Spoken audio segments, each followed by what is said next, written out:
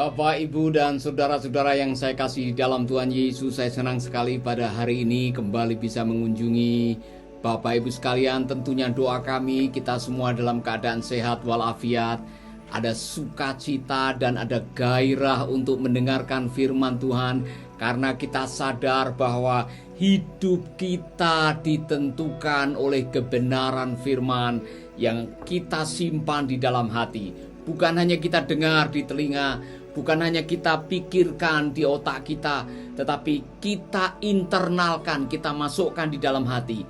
Ketika firman menjadi rema, saudara-saudara, firman itu akan mendikte kelakuan kita. Firman itu akan menjadi kekuatan untuk kita membuat keputusan, bahkan dalam situasi yang sulit. Firman itu akan memberikan kita dampak yang luar biasa. Maka berbahagialah orang yang kesukaannya merenungkan firman Tuhan siang dan malam. Ia seperti tanaman yang ditanam di tepi aliran sungai, yang berbuah pada waktunya, yang daunnya tidak pernah layu. Apa saja yang diperbuatnya berhasil. Keberhasilan saudara tidak bisa dipisahkan dengan kebenaran firman Allah yang saudara hidupi. Amin, saudara-saudaraku. Itulah sebabnya malam hari ini, kalau kita mendengar firman, jangan hanya sekedar mendengar. Saya mau saudara ambil catatan, ambil Alkitab, tulis poin-poin yang saudara merasa, wow, itu rema buat saya. Wow, itu kebenaran buat saya. Tulis baik-baik. Setelah itu saudara renungkan. Tahu merenungkan? Saudara, merenung dengan melamun itu beda, ya kan? Kalau melamun itu topiknya pindah-pindah, mulai dari masalah cucian, nanti beli beras apa, pindah lagi saudara. Tapi kalau merenungkan itu topiknya jelas. Apa yang kita renungkan. Dan istilahnya di dalam bahasa kerennya, sebetulnya orang yang merenung adalah orang yang gayemi. Ya, gayemi, meditate. Itu seperti sapi yang makan rumput pada siang hari, tengah malam itu dikeluarkan lagi, kemudian dikunyah lagi sampai halus, sehingga sari makanan itu bisa diserap oleh usus. Itulah yang namanya gayemi atau memamah biak. Berbahagialah orang yang memamah biak kebenaran firman, sehingga firman itu tidak hanya didengar, tapi diresapi, dihidupi, sehingga firman itu ada di dalam hati. Dan ketika kita diperhadapkan dengan persoalan, firman itu akan muncul kembali, seperti seorang wartawan Amerika yang pada waktu itu tertangkap saat ada perang Irak, saudara-saudara. Dia dimasukkan di ruangan bawah tanah 9 bulan, tidak ada terang, tidak ada listrik, saudara-saudara. Tetapi setelah 9 bulan dia hidup kembali. Waktu diselamatkan dia masih hidup, dia diwawancarai. Dan ada seorang yang mempertanyakan, bagaimana Anda bisa hidup selama 9 bulan tanpa terang? Dan dia mengatakan, firman Tuhan. Bagaimana Anda tahu bisa membaca firman Tuhan di dalam kegelapan? Firman yang pernah saya dengar sejak saya sekolah minggu, yang sudah saya masukkan dalam hati, itu firman hidup kembali. Dan firman itulah yang menjadi kekuatan dalam hidup saya. Saudara-saudara, berbahagialah orang yang mendengar firman dan menjadikan firman itu menjadi pewahyuan. The future you hold depend on the revelation you carry. Masa depanmu tergantung dari pewahyuan firman yang engkau terima. Maka kalau dengar firman, jangan sambil lalu. Jangan dengar dengan telinga kanan, keluar dengan telinga kiri. Dengar, resapi, teliti, meditasi, masukkan dalam hati, dan saudara akan berbahagia. Amin. Sudah siap dengan catatan? Sudah siap dengan firman Tuhan, saudara-saudara? Kalau sudah, mari kita berdoa. Kita memohon kepada Tuhan agar malam ini ada pewahyuan bagi saudara-saudara. Mari kita memohon tuntunan Roh Kudus untuk mengurapi hati kita, mengurapi pikiran kita, sehingga firman itu akan menjadi rema dalam kehidupan kita. Mari kita berdoa. Bapa kami di dalam surga, kami mohon Roh-Mu akan menerangi pikiran dan hati kami, mengurapi hamba-Mu, dan mengurapi semua yang mendengar dan melihat video ini, agar firman yang kami dengar benar-benar menjadi kebenaran pribadi. Kami memohon agar kiranya Engkau berfirman kepada kami, karena kami siap untuk mendengar di dalam nama Yesus. Amin, amin, amin, haleluya. Saudara sudah siap? Saya mau mengajak saudara-saudara coba meneliti kembali, ada apa dengan mujizat. Selama beberapa hari ini saya berbagi firman tentang mujizat demi mujizat demi mujizat. Mujizat yang Tuhan lakukan untuk Naaman, kemarin malam kita bahas. Mujizat yang dilakukan oleh Allah melalui Nabi Elisa kepada janda anak 2 yang dililit oleh hutang oleh karena suaminya mati meninggalkan beban. Kemudian kita juga sudah mendengarkan sebuah keajaiban bagaimana Allah memelihara Elia di musim kemarau di pinggir sungai Kerit. Dan bagaimana Allah memelihara seorang janda dengan 1 anak yang memiliki roti terakhir. Dan akhirnya roti atau tepung itu akhirnya bisa mencukupkan ibu janda dengan anaknya selama musim kemarau lebih dari 2 tahun. Yang waktu itu terjadi di Sarfat, saudara-saudara. Jadi ada banyak mujizat demi mujizat. Dan saya yakin kita semua pernah mengalami mujizat dari Tuhan. Amin. Mengapa Allah melakukan mujizat? Dan malam hari ini saya ingin kita meneliti kebenaran firman Tuhan mengenai mujizat yang terjadi pada seorang panglima angkatan bersenjata negara Syria, saudara-saudara. Namanya Naaman. Kemarin kita sudah membahas sisi Naaman mengalami mujizat. Sekarang saya mau membahas mengapa Allah melakukan mujizat. Mengapa kadang-kadang Allah menjumpai seseorang, Allah melakukan hal-hal yang di luar pikiran. Dalam hidup saudara ada banyak hal-hal yang terjadi yang kadang-kadang di luar akal sehat, di luar pemikiran kita. Saya bisa bercerita bagaimana Tuhan melakukan hal-hal yang saya anggap sebagai sesuatu yang wow, sesuatu yang luar biasa dalam kehidupan saya. Mengapa Allah melakukan itu? Mari kita akan melihat saudara-saudara kebenaran yang pertama. Mengapa Allah melakukan mujizat? Karena firman Allah diteguhkan melalui mujizat. Ada banyak kabar kebenaran firman Allah yang mengatakan, datanglah kepada Tuhan, Dia akan meringankan bebanmu. Serahkanlah segala kekhawatiranmu kepadanya, maka Dialah yang memperdulikan kamu. Benar tidak?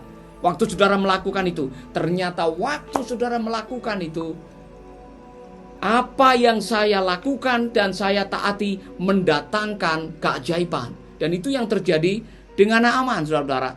Naaman melakukan satu hal yang luar biasa. Elisa mengutus seorang pelayan untuk berkata begini kepada Naaman. Pergilah Tuan mandi 7 kali di sungai Yordan. Nanti Tuan sembuh sama sekali. Itu firman Tuhan melalui Nabi Elisa untuk seorang panglima angkatan bersenjata yang sedang menderita penyakit kusta, penyakit kutukan, penyakit yang menjijikkan, penyakit yang merendahkan, humiliating. Penyakit yang menurut saudara masyarakat pada waktu itu penyakit yang sangat menjijikkan.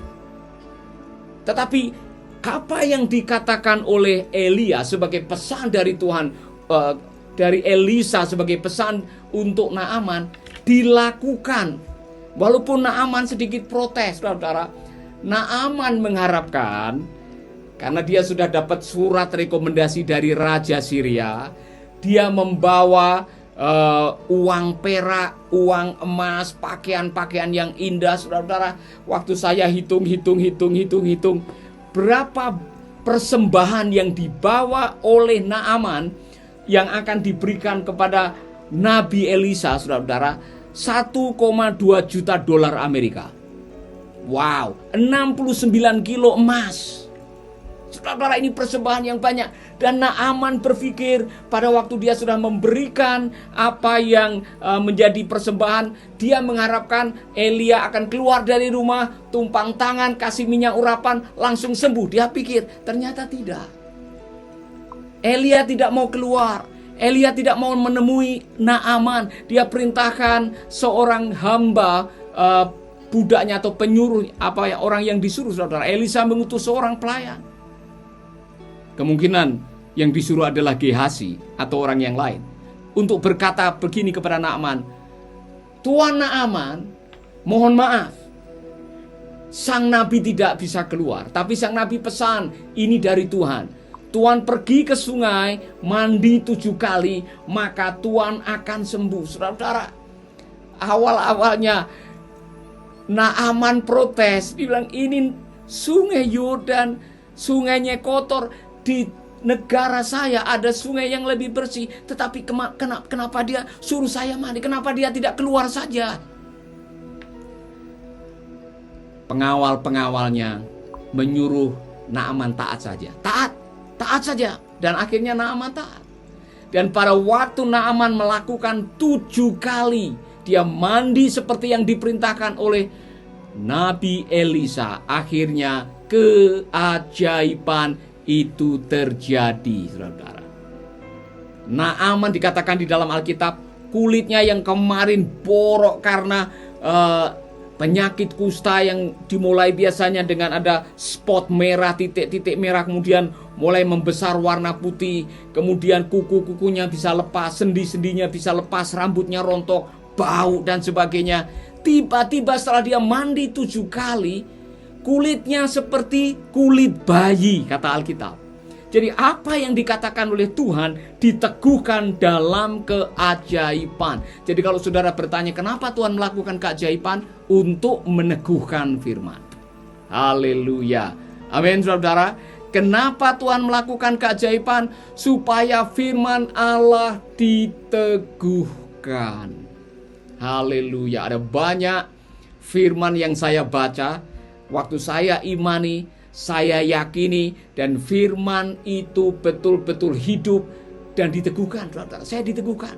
Salah satu ayat firman Tuhan yang sedang saya hidupi adalah firman yang mengatakan dari Yohanes 1 ayat 16. Dari kepenuhan Kristus kita berhak menerima kasih karunia demi kasih karunia, demi kasih karunia, demi kasih karunia. Artinya, karena kita percaya kepada Yesus dan Yesus di dalamnya ada seluruh kepenuhan Allah, maka waktu kita percaya kepada Yesus, waktu saya percaya kepada Yohanes 1 ayat 16, saya berhak menerima kasih karunia demi kasih karunia demi kasih karunia. Oh, saudara-saudara, artinya apa? Setiap hari selalu ada yang baru, selalu baru setiap hari, baru setiap hari, besar setiamu Tuhan, besar setiamu. Saya mau kasih tahu saudara, kemarin saya dengan staf baru berdiskusi bagaimana kita bisa menolong para rekan hamba Tuhan yang sedang kesulitan. Tidak lama yang lalu ada orang yang SMS saya, seorang hamba Tuhan yang tidak ada income sama sekali karena ibadah dari rumah. Tidak ada persembahan, tidak ada persepuluhan, tidak ada beras, tidak ada masker. Dan dia SMS saya, Pak Paulus, ada enggak bantuan sembako? Kami sudah tidak ada makanan. Saudara, waktu saya mendengar itu hati saya tersentak dan saya mengatakan mari kita lakukan sesuatu. Memang selama ini kita melakukan sesuatu, tapi kali ini sangat spesial sekali saudara. Ada banyak rekan-rekan yang sedang bergumul dengan bagaimana bisa hidup. Saya baru sharing, saya tiba-tiba hubungi seorang teman. Saya mengatakan kami rindu bisa menolong 1000 hamba Tuhan. 1000 hamba Tuhan. Saudara, mungkin saudara bertanya bagaimana Bapak bisa menolong? Ini kerinduan. Karena apa? Karena saya percaya ayat 1 ayat 16 Injil Yohanes, dari kepenuhan Kristus kita berhak menerima kasih karunia demi kasih karunia demi kasih karunia. Haleluya. Dalam waktu singkat ada seorang teman yang saya bertanya-tanya dan berdiskusi mengenai keadaan, tiba-tiba teman itu bertanya apa yang bisa kami bantu. Saya bilang saya mau membantu 1000 hamba Tuhan. Minimal ada beras, ada sembako. Dan teman ini langsung mengatakan saya mau membantu $1000. $1000, 14 juta. Saudara, sebab bagi Allah tidak ada yang mustahil. Setiap hari selalu ada keajaiban. Dan keajaiban itu terjadi untuk meneguhkan kebenaran yang saya baru imani. Yohanes 1 ayat 16. Dari kepenuhan Kristus kita berhak menerima kasih karunia demi kasih karunia demi kasih karunia. Amin. Yakini firman Tuhan, hidupi firman Tuhan, siap-siap menerima peneguhan firman Tuhan, yaitu keajaiban. firman itu menjadi kenyataan dalam hidup saudara. Amin.